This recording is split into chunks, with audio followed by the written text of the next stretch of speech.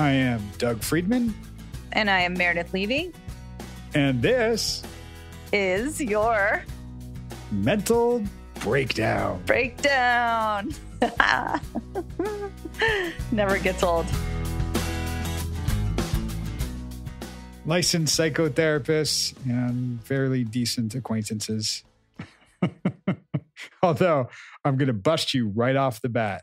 I know I'm going to bust you because I am busted as well. We didn't do the computer thing. Exactly. Nope. I thought about it today and I was like, fuck. I know. I did the same thing. Like, oh, we're recording. Ooh, what are we going to talk about? Oh, the laptop challenge. Oh, man. I did not even once. Like we talked about it and it was fresh and I still didn't do it. That night, I consciously didn't do it. Actually, really? I thought about doing it because I ran group that night. And so I was like, okay, I'm going to shut down. And then I was like, oh, fuck. I have all these things I need up though. Like, I don't want to forget about them. And then I was like, I'll do it tomorrow. I thought, okay, you know what? If I do it like multiple days, it's just not every day. That'll be good. Nope. Right. Then I forgot about it. So God damn it, we're going to try again. It's so hard. Especially, I mean, laptops, you just close them. And that was my whole point in this thing is right.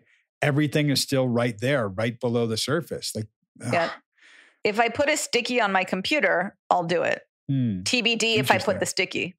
Well, right. But you mean an actual sticky, not like the sticky app. Oh, no. Like a real sticky note. Right.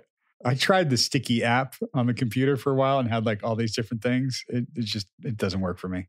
I find it much more satisfying to have a handwritten to-do list so you can actually scratch stuff off.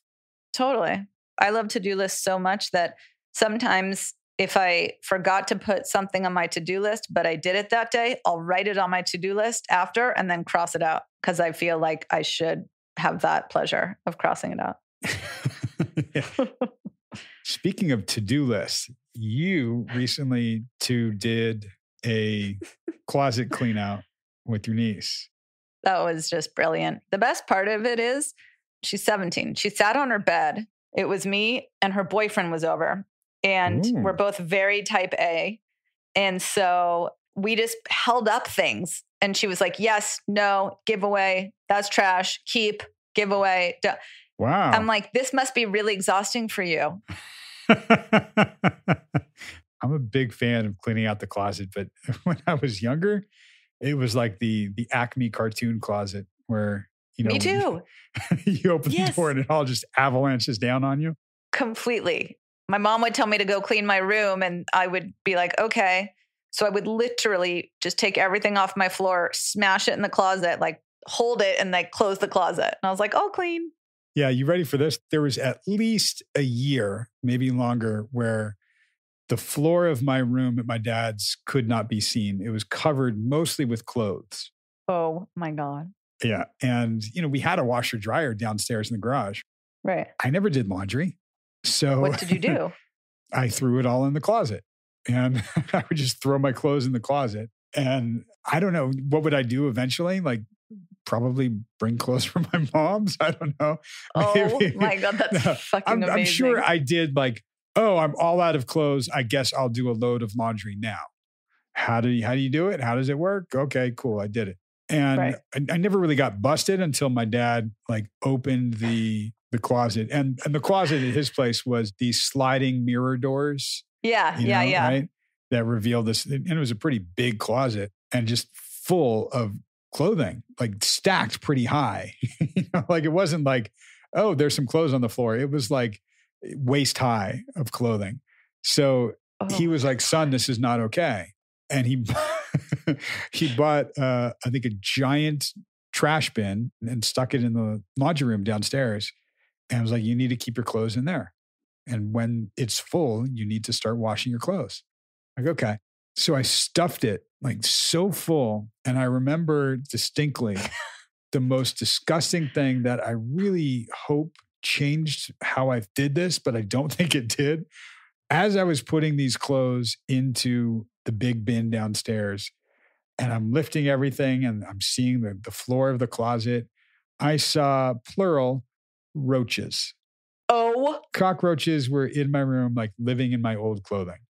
And I'm pretty sure my response was stuff them in the trash bin downstairs and never wear that stuff again. Like, don't go in there anymore. Oh my God. Horrible.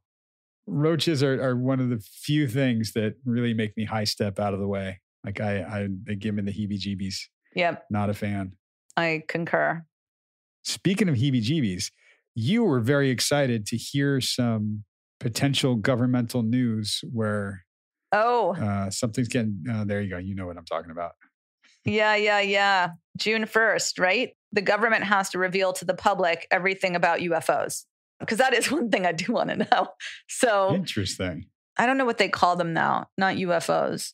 But so anyway, it can be any essentially unidentified flying object. So that doesn't necessarily mean that they're going to present all this shit on aliens, right? Like it can be, I'm assuming it could be like, oh, that's a Russian plane, but we don't know what it is. But There are definitely things that are going to come out, I think, I hope, that are crazy. So count down to that, June 1st.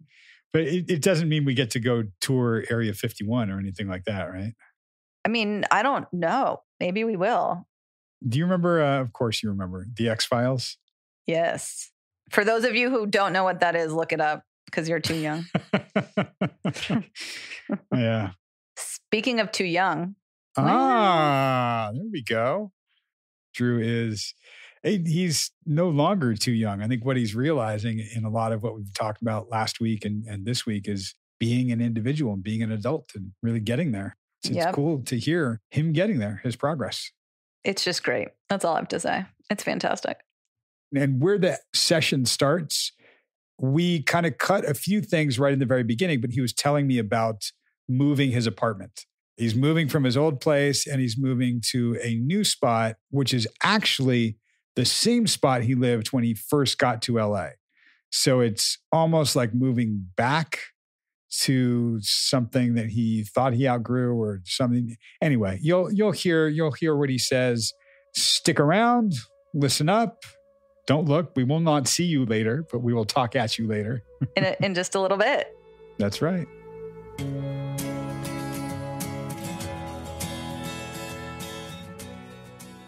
I'm hella excited. I can't wait. Like, this is going to be awesome. And it's been nice because it feels like I'm making that decision. I'm not like, oh, this is where I live. What do you think about me now? Yeah. Well, and you're talking about something external, like where I live, versus something internal, like I'm psyched about it and I'm also cool with it now. In the fashion world, so to speak, we used to call it rock star attire, which means like sweats and a fucking t-shirt. And you walk into a place and if somebody's dressed like that and their hair is a little straggly, you kind of got to assume they're a rock star because you don't know. Right. And a lot of it is how you carry yourself. And now it sounds like you're comfortable wearing a t-shirt and sweats because you know you're a rock star on the inside. All that. Right? All that. There you go. Yep. Absolutely. I'm still stressed about finances and all that shit, but I feel very comfortable as far as my decision-making is going. I feel like I'm a lot more strong in that. It's been busy. It's been good. Good. And things with girlfriend. How's that going? One thing I think about in the context of not just your relationship with her, but in the context of finances and money, like that's been a theme for you with some of the relationships you've had. Your budget shifting, your safety net's kind of going.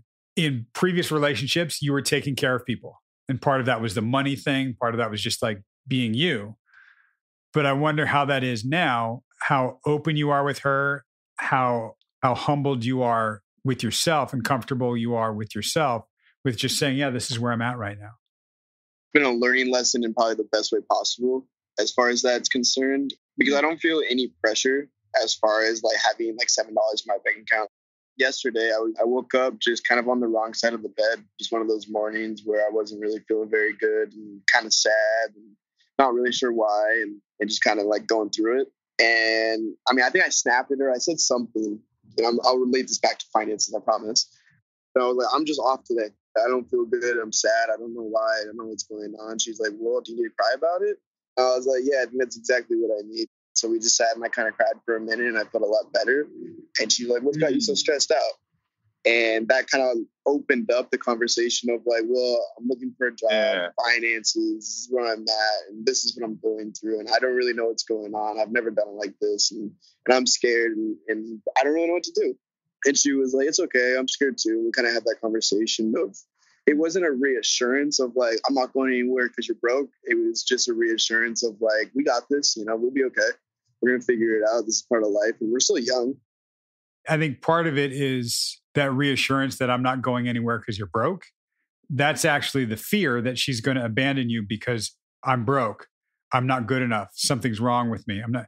And that's going to pop up if we check that or just pause on that and really listen for what's my connection here like with her. It's her going, I'm here. I'll support you. I'm with you. Still you going through it for yourself. Right. But she's there to support that so it doesn't feel alone, abandoned, stranded. That's different than, is she going to leave me because I can't take her out to a nice dinner? Takes a little pressure off when you're not trying to be a certain way for her and you're not thinking she's going to leave or abandon if I'm not that certain way. Yeah. Yeah. And it's really allowing me to be myself and kind of be patient with all of this. Because I am in a lot of the unknown of like, well, I'm in the middle of the pandemic. I left a decent job that I didn't really like. We've had this conversation a couple of times where it's like, I don't know what's going to happen. I'm scared. And it always works out. And so I'm kind of there right now. It's like, yeah, I'm scared and I don't really know what's going to happen, but I know it's going to work out for the okay or the best, hopefully the best. Yeah. And that's a big shift from when we first met, and things that were unknown or uncertain were super scary. The scariest, yeah. You're allowed to feel scared. Yeah. You're allowed to feel uncertain. And you're actually experiencing that you're allowed to share that instead of mask it, avoid it, get high and not feel it. Yeah, I think this has been kind of like building over the last couple of weeks. And I think we talked about it last time. I've just been smoking a lot, like a lot. I kind of put 2 and 2 together. And it was like 2:00 at night. I couldn't sleep. Man, like I really just wish I could smoke a bowl right now. And I just couldn't fall asleep. And it was probably 3:34 when I started getting that overwhelming feeling of like, all I could think about was work. All night was like, what am I going to do? What's next? What's happening? Where are we going from here? And it was almost like I had like a moment of clarity and sobriety in that like 4 o'clock, 5 o'clock in the morning where I wasn't just like stoned and like sleepy and like, it'll happen. I was like, I got to get my shit into gear. I really got to get going again. And then that led to me getting like sad, which led to me and girlfriend having this conversation, which then led to me being like, I don't really want to get high right now. And it made me feel like, okay, like, let me just put this on the back burners. I don't not want to, but I don't need to right now. And so that's very, very new as of like yesterday. That's definitely fresh. It's also, something you said to me a long time ago, like you were using weed to go to sleep. How you're describing it now is different. This definitely sounds like using weed to avoid thinking or feeling. Yeah. I mean, what you just described feeling is very real. And we've talked about allowing yourself to have the feelings as they come up and not run from it. Double down, not shut down. Let me move towards this. And sometimes like a little healthy avoidance is nice.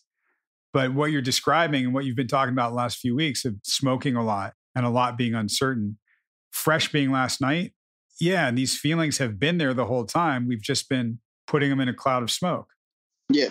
Yeah, absolutely. How was it actually feeling it and talking about it? I think feeling it like by myself was really scary. And I was scared all the way up until the point to where she was like, hey, what's going on? Even then she was like, why aren't you talking to me? And I was like, I don't really know how. One of those classic, like, I don't really know where to start. And I think I actually said it too. I was like, I don't know where to start. I'm just going to say what I'm feeling. I just kind of like let out where I was at, and that's where I was. And she was, it's okay. We got this. We'll figure it out. Right. And for you, I don't know where to start. And then I did. That's the start. Yeah. But what used to trip you up is I don't know where to start, so I won't. I don't know how this is going to go, so I won't. Hell yeah. Like, hell yeah. There's something about this that's girlfriend. And there's something about this that is absolutely you. Yeah. Yeah. And I think it's more me in this situation, in the majority of our relationship, she really allows me to be vulnerable in my truest sense.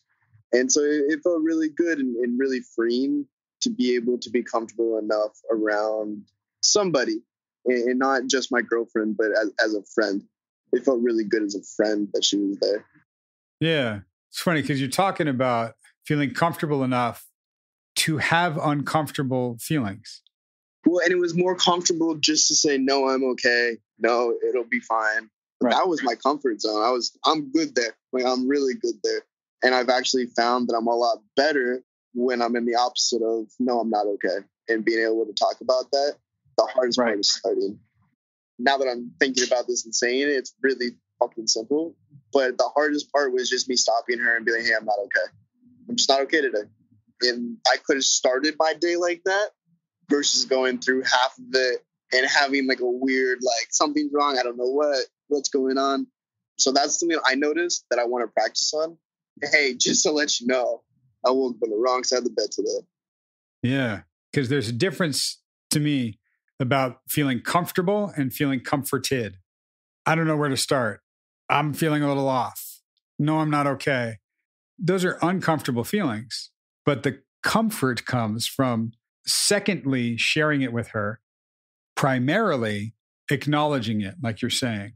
I've seen the shift in you, and it goes right back to being more authentic and being vulnerable. You're somebody who actually is quite vulnerable and likes being vulnerable, and it feels more authentic. You also like to be somebody who holds it all together, takes care of everything, and everything's fine and okay, right? That's great. So yesterday, in all of this, I think I literally said that. I was like, I'm so vulnerable right now. I'm so emotional, but I'm trying to keep it all together and be strong. Something along the lines of like both of what you just said. And it's a dichotomy of like complete opposites. Yeah. It's counterintuitive because we think that let me keep it all together and be strong. Okay, look, if you're playing baseball and you tweak something, you're not going to tell anybody, you know? You're going to suck it up so you can keep playing. I mean, the irony is you might wind up hurting yourself even more, but life is not a baseball game. Wish it was sometimes, but it's not. And the reality is when you pull a muscle or something's off, the real strength comes in from, I think, acknowledging it and saying it. Being able to say, hey, I need support. Great, then you can actually get it. Going, no, I'm fine. Let me suck it up. I'll just get through it. I'll be good. I don't know. That might work in baseball sometimes. In life, sometimes that works too. Sometimes we need to put up the front and we need to just get through something. That's true.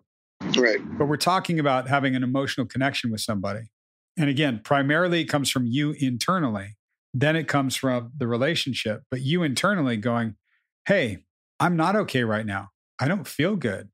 That's not necessarily your default, but it's happening. Right. I feel like that's my uncomfortable spot where I am comfortable. I like that. Explain that. Where I'm uncomfortably comfortable is where I'm starting the conversation as myself. I don't know where to start, but here I am. It's the thrill of the unknown almost. Like my uncomfortable is I don't know how they're going to perceive it, but I feel comfortable there because that's when I'm at my most vulnerable.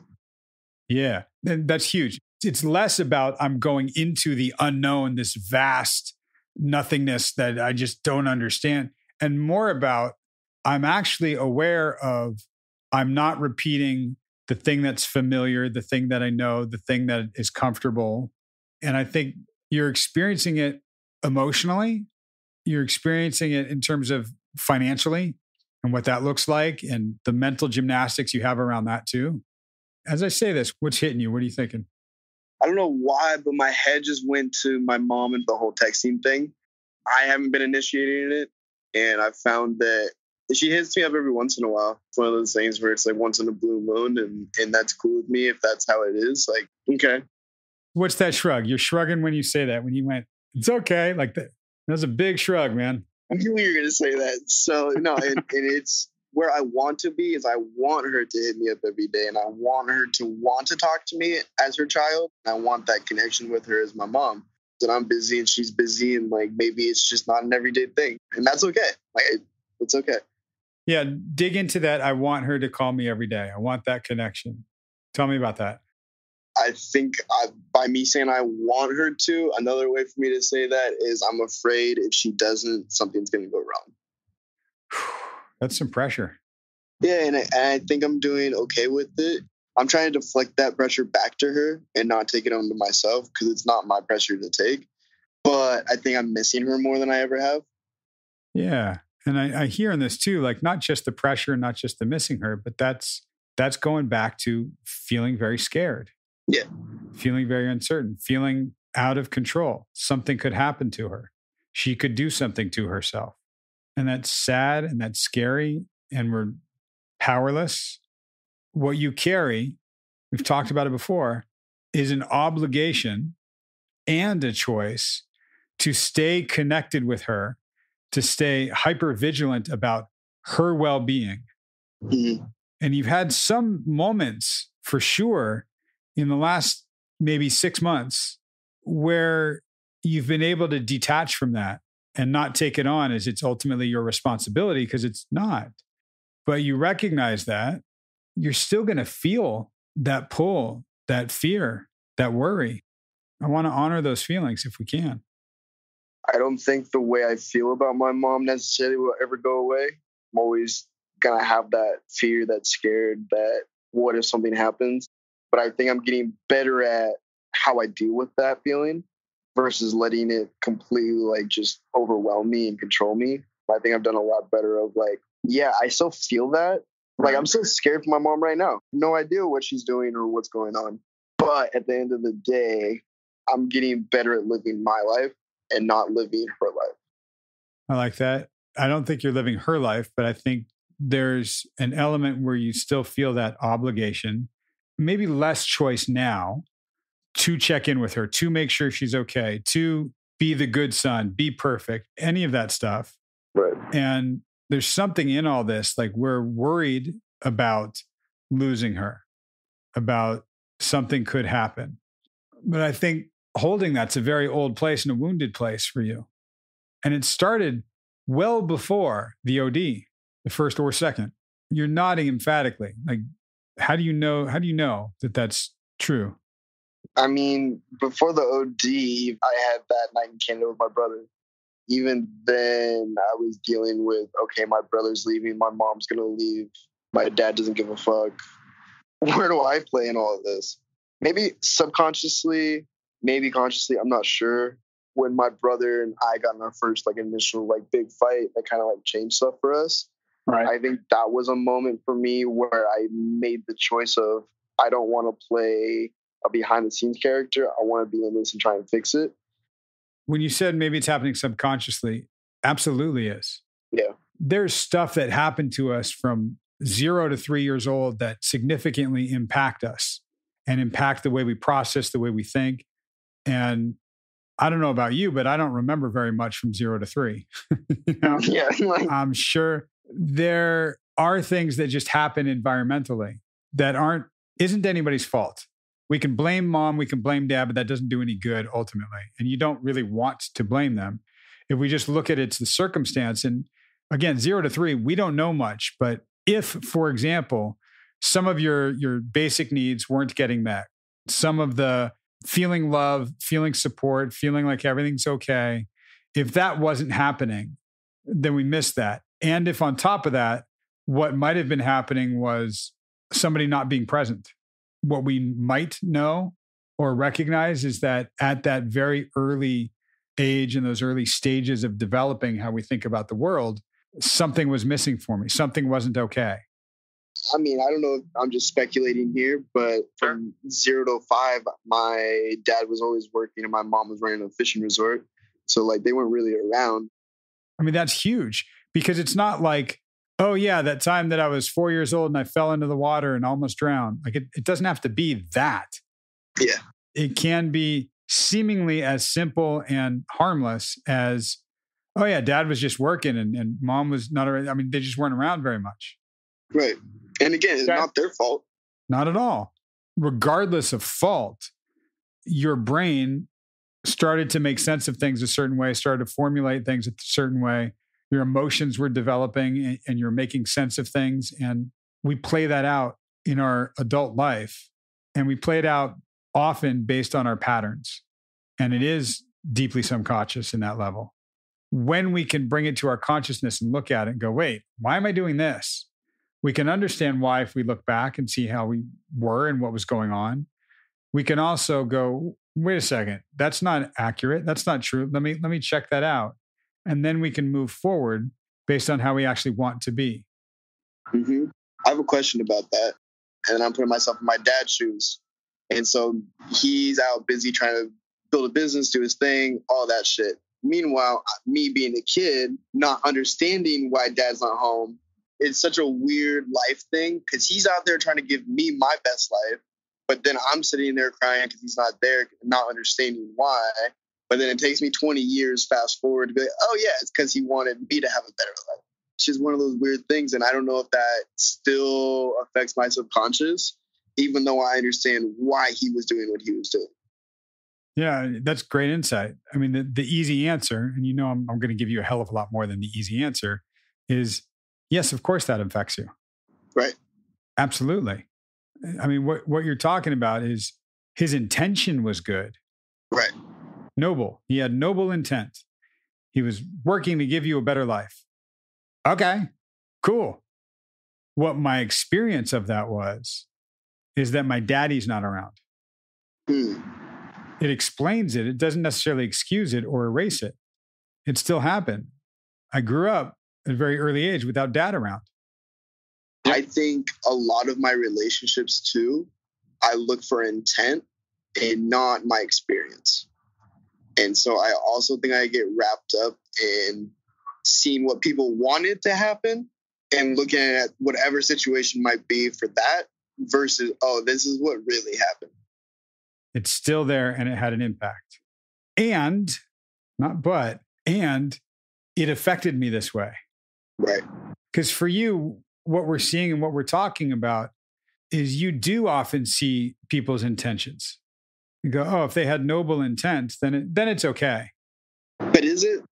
I don't think so. Do you think so? I don't know yet. Well, and I think that's great. I don't know yet. You have to experience it. And you have to experience both sides of it.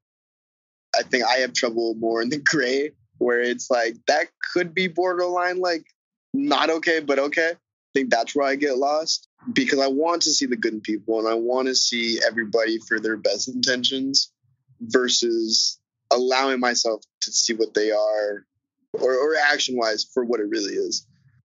Is it black or white? Is it binary that way? No. And I think I can see black and white very clearly. I think that's the easy part for me. I think it's the gray where I'm like, I don't know what that means. It's the black and white and plaid, seeing the plaid. It's seeing that they're both there. Red car, white car, every color of the rainbow car. Right. It's all out there. The best of intentions and a little fucked up. Yeah. And it doesn't have to be one or the other. When we do that one or the other, we're like, I'm never going to have anything to do with him. He treated me like this or she did, I'm out. You've done that I'm out thing before. Oh, yeah. I'm good at that. Plenty. Right. You've also done oh, yeah, that's cool. No problem.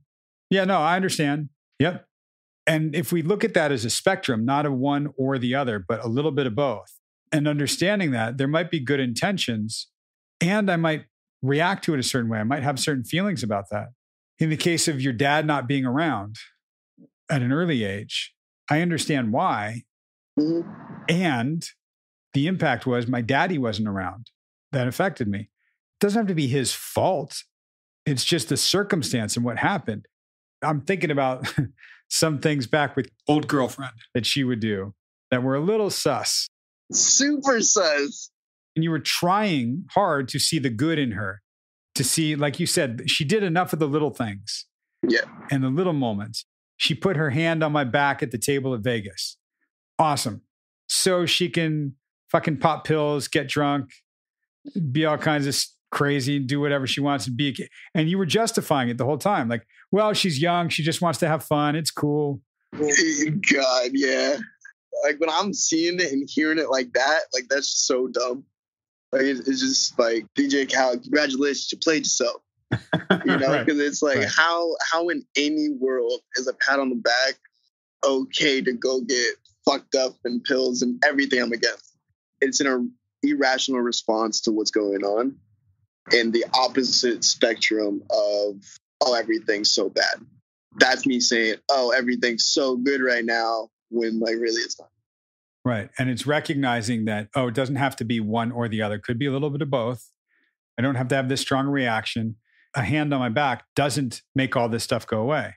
Right. There's something that we're actually guarding against in that. There's a reason why that hand on your back made it okay. My initial thought was just, it has to go with the abandonment issue thing. Like that little pat on my back is enough for me to not be abandoned. So then it's like, okay, hall pass, do whatever you want. Absolutely. Because it's the abandonment that comes up. It's that fear that we were talking about a little while ago. Whether it's fear of the unknown or what's uncertain, fear of being alone, fear of something bad might happen if I'm not there, whatever that is, that abandonment and that fear is huge. Yeah, massive. It's probably my heaviest brick. Yeah. I say it to you every 6 weeks that you've had one of the worst experiences of that. Your mom ODing twice. And then every time she was messed up, your cousin, your friend, you've had a lot of these experiences of people abandoning you, for lack of a better word, feeling abandoned because they were gone or they chose to be gone or some circumstance, whatever it was. Yeah. So any experience that gives us a hint of that is going to carry not just that brick, but that whole fucking bag of bricks. Could be a feather, but if that feather fits that, it's going to bring you to that whole bag. Yeah. So we need to kind of look at that piece of abandonment, that piece of not okay, right? And what that is for you. It's not a function of mom's going to leave, dad's going to leave. Those are the variables. The constant is how I feel. Yeah. And it's crazy you bring that up because that's how I've been feeling the last couple of days too. And I think I'm living for the now, not the, oh, I need this forever. I love that because there's a reality here, which is nothing is forever. Right. When we acknowledge that and can accept that, we don't have to like it, but when we accept it, then we can actually move to be present in the moments and even uncomfortable moments. The abandonment that got triggered, that you went to that place, and that abandonment is we're grasping for something. We're reaching for something. Where's that hand on my back? Where's that guarantee that you're not going to OD? How can I be okay here? And that's the real crux of it. Because if we can figure out how I can be okay, how I can feel whole, yeah, or even okay not being whole. I mean, you said it, okay to be not okay. Yeah, I love that. And it's those moments will absolutely hit that. So it's in those moments kind of going, okay, yeah, this is scary. And I feel alone. I feel like somebody bailed on me. And before we shut down, we just go, wow, yeah, I think this is bringing up more than, this is not just one feather. It's not just one brick. It's a whole fucking ton. Man, what's going on here? There's something here. But I would not be surprised if you had a night terror soon. I know. And I think I kind of had one the other day, but I don't really remember it. I woke up all anxious and fucking scared. So I was like, what the fuck was that? But yeah, I can feel that coming too. Yeah. And maybe it won't because we're talking about it. But the environment and the setup is there in that the abandonment is I'm being financially abandoned, which is not accurate, but that's the sensation that you'll get. And it will trigger that place and our brains will make sense of it that way. And it will feel uncomfortable. So we'll reach for what's comfortable. And hopefully that comfortable becomes uncomfortable. Hopefully I flip that. That's what I want to do. Yeah. And that comes from, again, your favorite thing, vulnerability. The talk that you had with girlfriend was huge. For me, that was the first time I've ever... I remember that night terror I had when we first started dating. I came out and she just let me do my thing, and that was that. That felt good, but this felt even better because she really allowed me, and she met me where I was. She was in sixth gear, coming up all high, like, what's up? Why are you acting like this? And then she instantly was like, oh, let me go to reverse. She really allowed me just to be and express where I was and be vulnerable and met me where I was. It was almost better that she met me as a friend and not oh, well, I love you, so it's going to be okay. It was, oh, no, yeah, this shit sucks. It didn't trigger in you, oh, because in a loving relationship with my partner, I have to front like this. I have to guard like it was as my friend. Oh, I can just relax. Yeah. Oh, I can just say this and it's okay. Mm-hmm. I don't have to be a certain way. I can just be myself. Yeah. And I see the smile there. What's that? I think it's gratitude more than anything. I think I'm really happy to be able to look back a year and a half ago where I was and when I first walked in kind of our first meeting. So I'm very grateful just to be able to know, to look back on a situation like that and be like, yeah, we have put the work in and that's fucking awesome. On another level, I think I'm really happy that I'm not afraid anymore to be uncomfortable. I think that was a huge thing for me. And I feel like I had to front for a lot of things. So I'm very grateful that I'm getting to a point in my life where I'm happy with who I am and not who I think I should be. I love that for you. All right. I can be uncomfortable and I can get comfort. Eventually, comforting becomes comfortable. And spin it this way for a second. I want to claim my independence from my parents and take care of myself.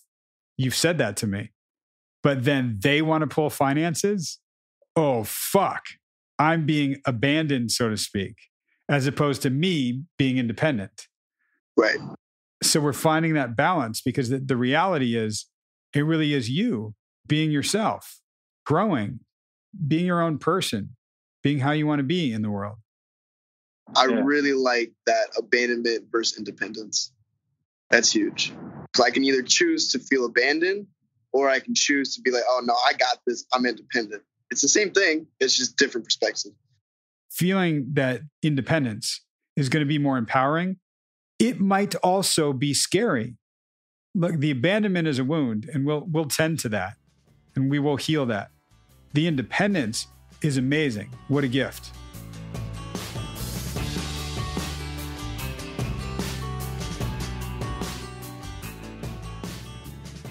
And we are back.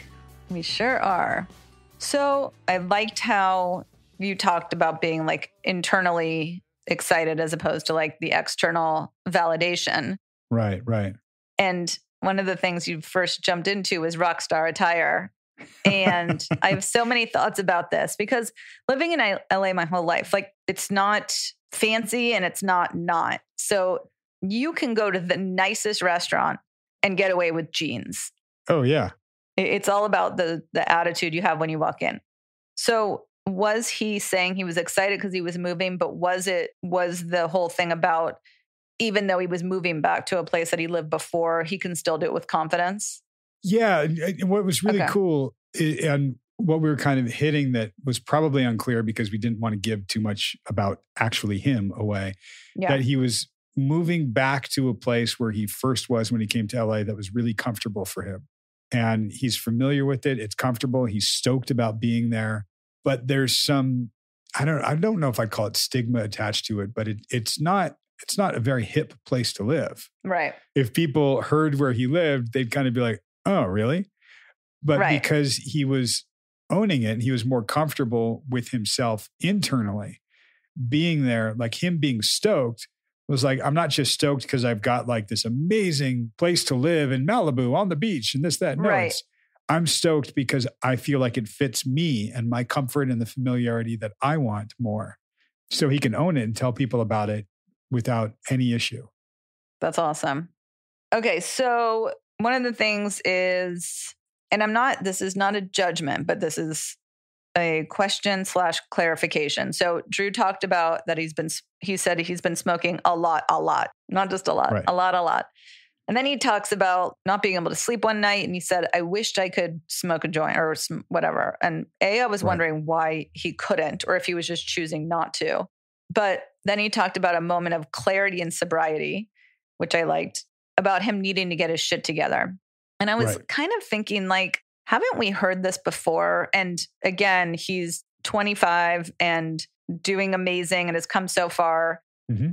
So the smoking weed thing, he stops, he starts, he wants to smoke less, get his shit together. And I kind of just wanted to put it out there that if that is the case, because people are listening to this podcast, myself included, thinking, who the fuck is this kid? He's amazing. Everything's on this perfect upward trajectory. Mm-hmm. And this kind of was like, oh, wait, he is human. And there are ups and downs. And it just occurred to me, not like, Drew, get your shit together. You keep saying it, but it was like, okay, yeah. So he's having ups and downs too. Yeah. And it's, for me as his therapist, I've always heard him using weed is it's sometimes to go to bed. Sometimes it's a certain level of comfort for him. And sometimes it is avoidance. And it's when it's avoidance is when I really dig into it. Right. And I've never really taken a direct tact with, you need to smoke less. That's not for me. That's not, no. Right. That's a judgment. And I don't take that tact. I don't find it useful either. Yeah. So what you jumped into was feeling comfortable enough to have these uncomfortable feelings, and that he used to be comfortable saying like, oh yeah, I'm okay. No worries. And that now, like, I guess he had that conversation with his girlfriend about money. He did say he was down and sad and he didn't know why. Right. Right. And then his girlfriend, they talked about it and she's like, it's all good. Don't worry. We'll figure it out.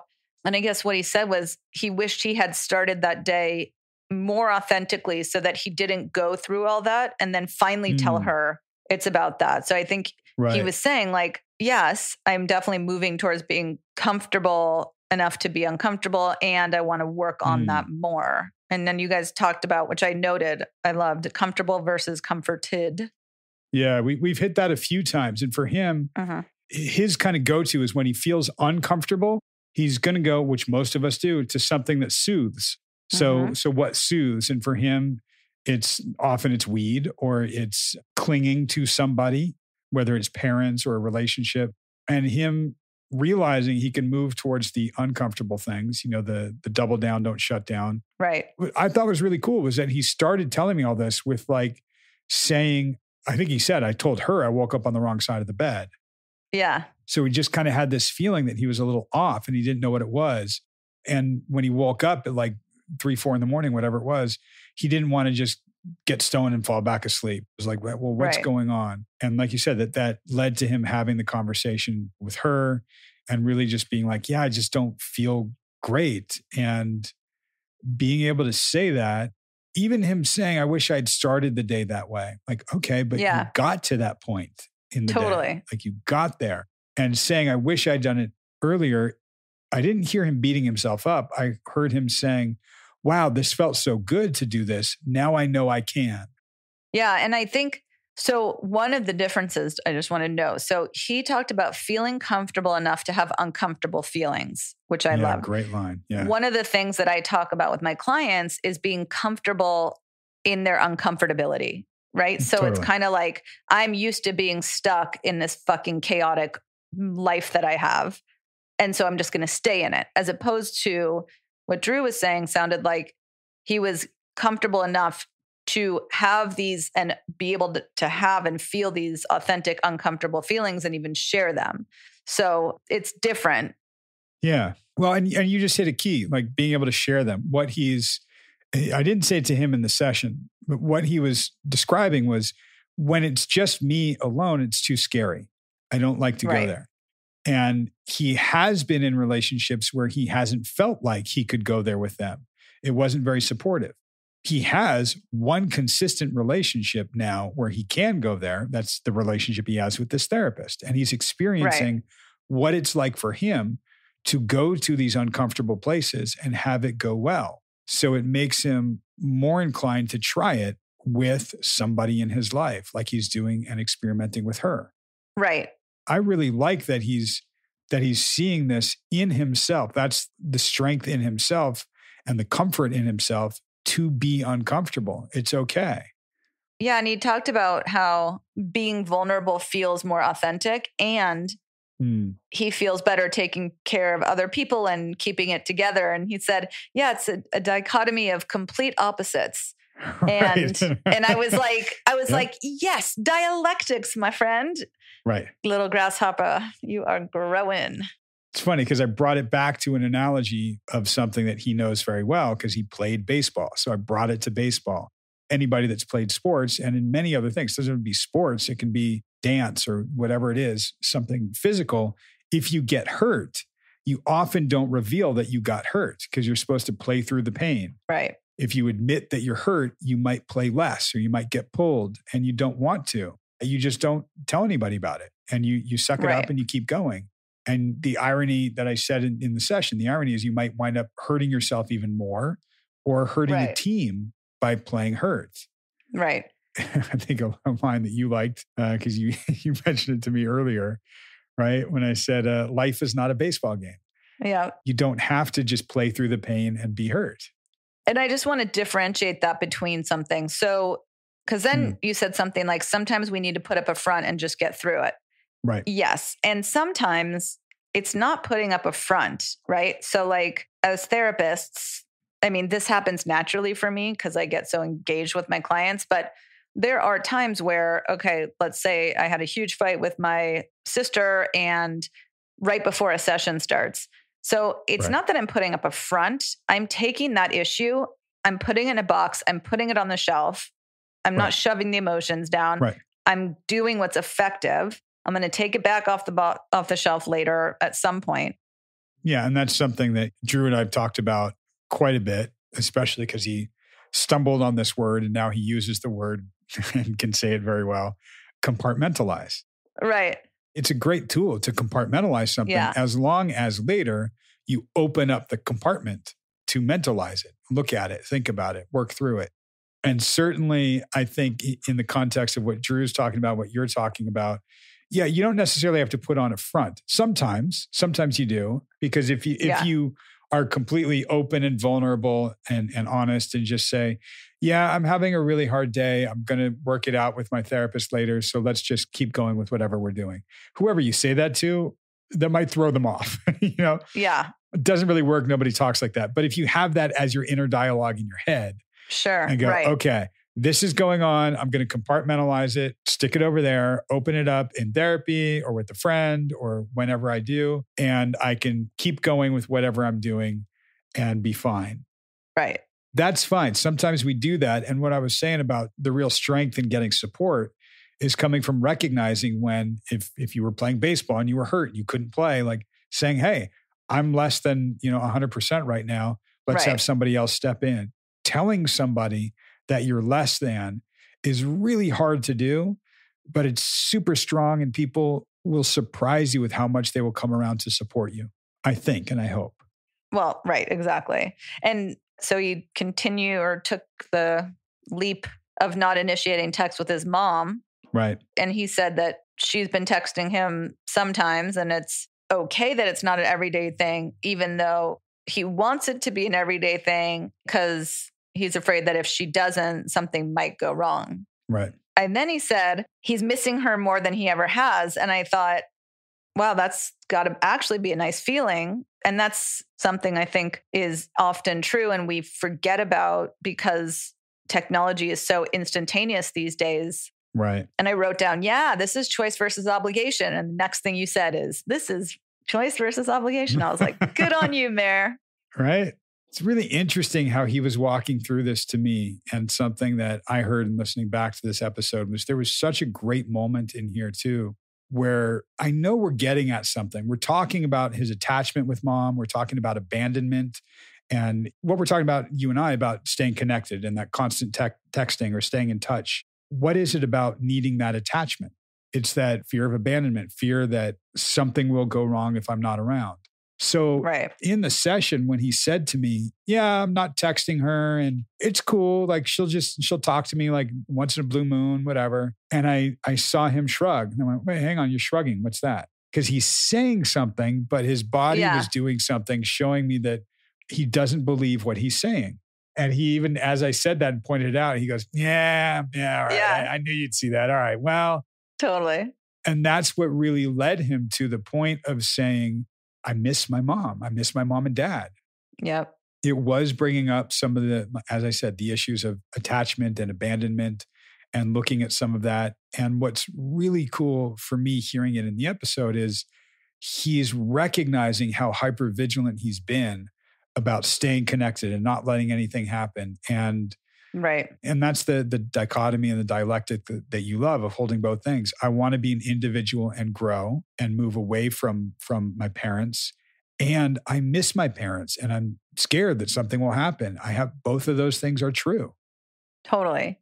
And you guys talked about the sort of 0 to 3 years old thing and in your environment and what impacts you. And I liked how Tree was like, okay, answer me this. Oh, love that. Right. When I was little and Dad worked a lot and he wasn't around, I was crying because he wasn't around. But now 20 years later, I realized he had to work and it took me that long to understand it. And does it affect me? And you're like, simple answer, which is not going to be simple.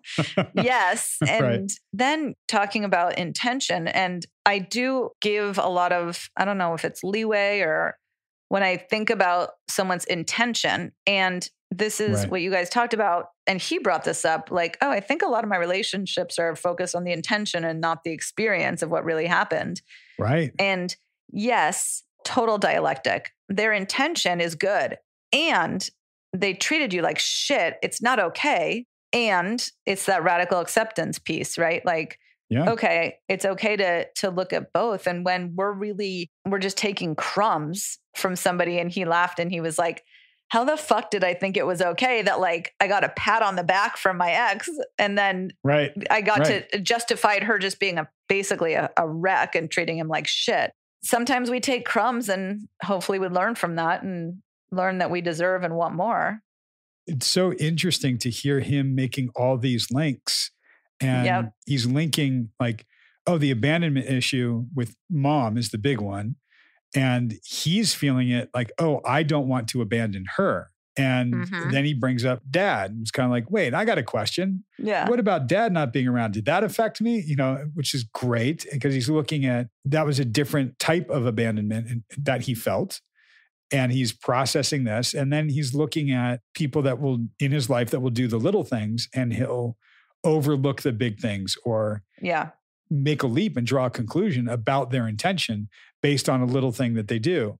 Exactly. And this is another thing I love about being in therapy with somebody for a while and seeing them through different relationships. We referred to an ex-girlfriend, not the one from his hometown, but the one that he had here, the one that put her hand on him in Vegas. And as he and I are walking through it in the context of talking about these attachment issues, talking about abandonment issues, he's drawing the link and he had this wonderful moment where he's like, oh man, now that I'm hearing it back, and I love how he pulled it out. It's like I'm feeling like DJ Khaled, like, congratulations, you played yourself. Yeah, that was so good. And he said it in a light way. Like there are people that will have that feeling and then they will feel guilty, ashamed, embarrassed, and they will beat themselves up. Yeah. And we have to have that compassion for ourselves and recognize that we're learning. And it's deeper than that. It wasn't just like, oh, this ex-girlfriend played you. Yeah, you should have known better. No, it goes all the way back to mom and to dad and to 0 to 3 years old when we didn't even remember what was going on consciously. Right. Totally. Another analogy or metaphor, I don't know, that you guys talked about is the brick thing, right? No, the feathers and bricks. Yeah. Yeah. And you said something about, you or him, but you said something about like, what's your heaviest brick or something about your heaviest brick. And I was like, what's my heaviest brick? Yeah, in the session, it was looking at, we were directly then talking about abandonment and the fear of being alone for fear of something bad happening. Right. If he's not there. He was like, oh yeah, that's my heaviest brick.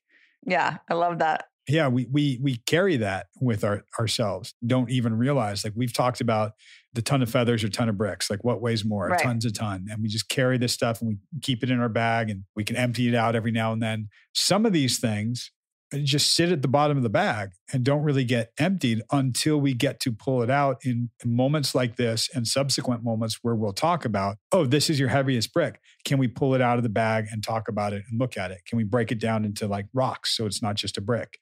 I think maybe you can start using your dirty clothes as this example. Can you pull it out of the laundry? No, there's roaches down there. I don't want to go there. No way. Gross. Ooh, so deep.